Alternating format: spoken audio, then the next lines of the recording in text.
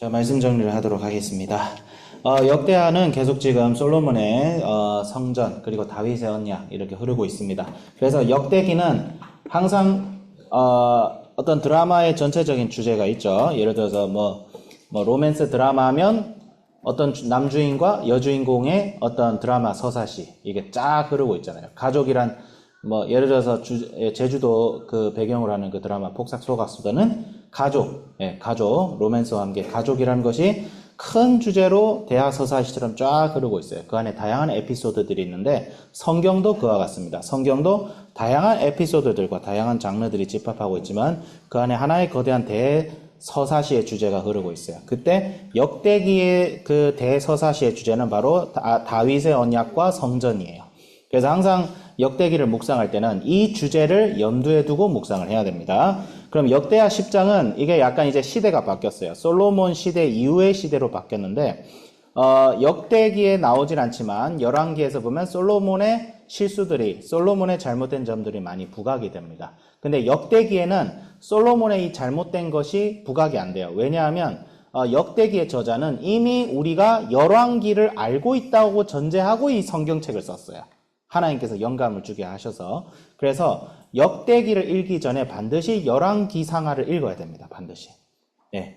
역대기를 읽지 않고, 그러니까 열왕기상하를 읽지 않고 역대기를 읽으면 조금 헷갈릴 수 있어요. 왜냐하면 열왕기상하에서만 알 수 있는 내용들이 역대기에는 많이 생략되어 있어요. 왜냐하면 역대기는 열왕기상하를 이미 아는 저자들에게 다시 한번 우리의 역사가 하나님의 구속사적 관점에서 어떤 의미가 있는지를 알려주기 위한 책인 거예요. 예. 그렇기 때문에 역대기는 열왕기상하를 알고 있다는 전제 아래에서 읽어야 됩니다. 예. 그래서 나는 성경 통독을 하겠다 할 때 열왕기상하가 분명히 앞에 있거든요.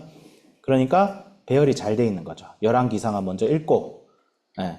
그 다음에 바로 역대기 오잖아요. 그럼 성경 통독하는 사람들 시험 들려. 왜 같은 얘기를 또 읽어야 되냐?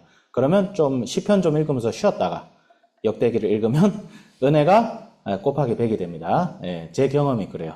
제가 여기서 많이 부딪혔거든요. 이거 왜 또, 같은 역사를 왜 또 두 번 읽어? 지루해 죽겠네. 이랬거든요. 예, 그렇지 않습니다.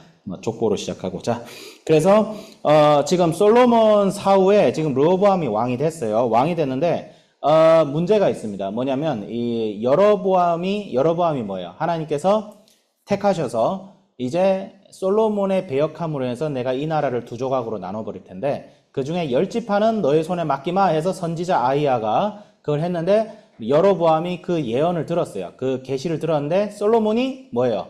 여로보암이 이 자식이 이상한 거 들었는데 제가 나한테 반역하는 거 아니야 해서 얘를 죽이려 했단 말이에요. 그래서 여로보암이 애굽에 좀 피신해 있다가 다시 왕이 바뀌었다는 소식을 듣고 돌아와요. 근데 누구랑 같이 돌아와요? 저기 10지파 대표들하고 같이 오는 거야. 그럼 이제 약간 대통령한테 이제 건의하듯이 딱 가가지고 르호보암이 왕이시여 하면서 뭐라고 하죠? 솔로몬 시대 때 솔로몬 당신의 아버지 때문에 우리가 너무 힘들었다고 고백하는 거예요. 아니 이게 무슨 소린가? 솔로몬은 착한 왕 아니에요? 라고 할 수 있는데 단적으로 얘기합니다. 하나님께서 솔로몬을 사용하셔서 거룩한 일들을 행한 것이지 솔로몬은 착한 왕은 아니었어요. 처음에는 착한 왕이었어요. 근데 점점 날이 갈수록 어떻게 해요? 점점 날이 갈수록 사치와 허영과 방탕과 그리고 끝내는 뭐가 있어요?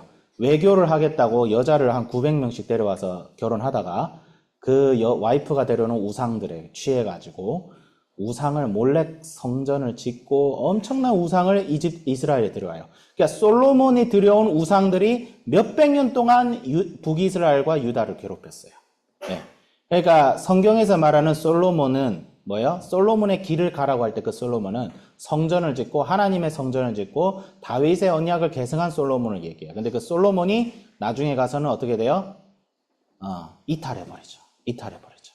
그래서 하나님께서 솔로몬 생애 때는 벌을 내리지 않지만 너의 사후에 너의 나라가 갈라질 것이다 라고 얘기하죠.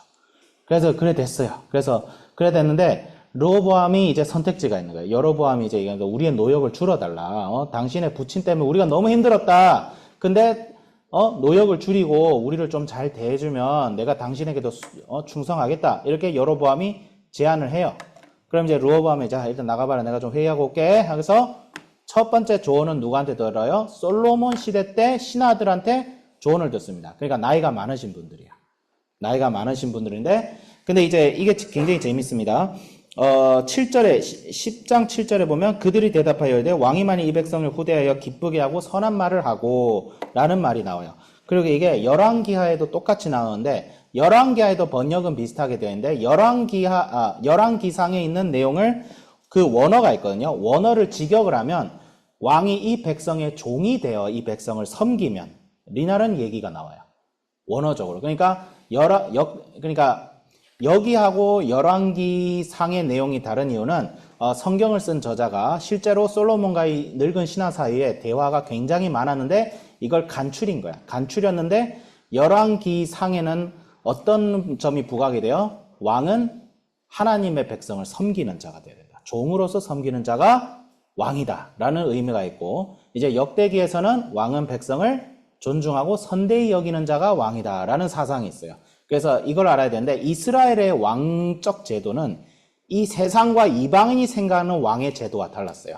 이 세상의 왕이라면 다른 사람들보다 높아져야 되고 권위를 표현해야 되고 내가 너보다 강하다, 그러니까 너는 나의 말을 무조건 들어야 돼, 약간 요렇게 표현이 되는데, 이스라엘은 왕을 세울 때도 이 왕은 자기가 이 백성의 주인이 아니에요. 하나님의 백성을 하나님을 대리해서 통치하는 자로서 왕이 세워져요. 그러면 왕이 지 마음대로 통치할 수 있어요? 이게 내 권한이니까 지 마음대로 법도 무시하고 과정도 무시하고 율법도 무시하고 백성 통치 못한단 말이에요.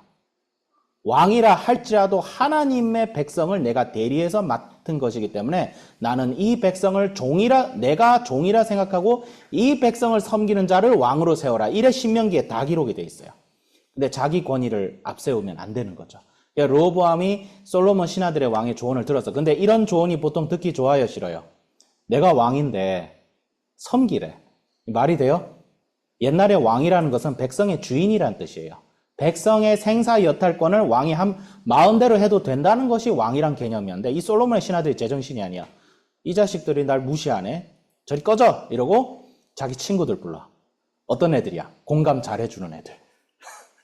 내 말에 무조건 공감해주고 내 마음을 잘 위로해주는 애들 불러서, 야, 어찌하면 좋겠다 했더니 친구긴 친구인가 봐. 르호보암이 듣고 싶은 말이 뭔지를 알아. 그래가지고 이 나쁜 것들이 이건 왕을 물러보는 겁니다. 당장 엄하게 대하십시오. 그래서 그래 했더니 어떻게 돼요? 나라가 둘로 쪼개지죠. 예. 그럼 우리가 여기서 배워야 될 교훈은 뭐냐면, 예수님이 우리에게 보이신 리더십이 무엇이냐라고 하면 섬기는 것이고 인내하는 것이고 참아주는 겁니다. 본이 돼주는 거예요. 근데 이 세상의 리더십은 뭐예요? 힘을 강력하게 해서 너 내 말 안 들으면 손해가 막중할 거야, 이런 위협감을 줘서 사람의 말을 듣게 하는 것이 이 세상의 리더십이에요. 그럼 우리는 무엇을 따를 것이냐? 처음에는 세상이 말하는 리더십이 더 좋아 보일 수 있어요. 예. 그리고 단기적으로 결과를 더 많이 가져올 수 있어요. 왜? 화려하니까. 교회 사역할 때도 화려하고 뭔가 좀 보이고 이런 거 하면 왠지 성도들 많이 나올 것 같고 성도들 더 호응할 것 같고 헌금도 막 액수도 늘어날 것 같고 좋잖아요. 근데 뭐예요? 결국 개털이었더라. 그래야 되는 거죠. 르호보암의 길로 갈 수밖에 없는 거죠. 르호보암의 길이 나쁜 길이라는 거 아니에요. 하나님께서 르호보암을 사용하셔서 분명히 다윗의 언약을 갱신해 나갑니다. 그래서 제가 말하고 싶은 건 르호보암이 나쁜 왕이다, 그건 아니에요. 르호보암 같은 자를 통해서라도 하나님께서는 언약에 신실하셔서 우리를 하여금 예수님이 보이게 하시고 예수님께서 이 나라와 이 세상과 이 교회를 통치하도록 하나님께서는 르호보암 같은 자도 쓰세요. 그래서 우리도 쓰실 수 있는 거예요.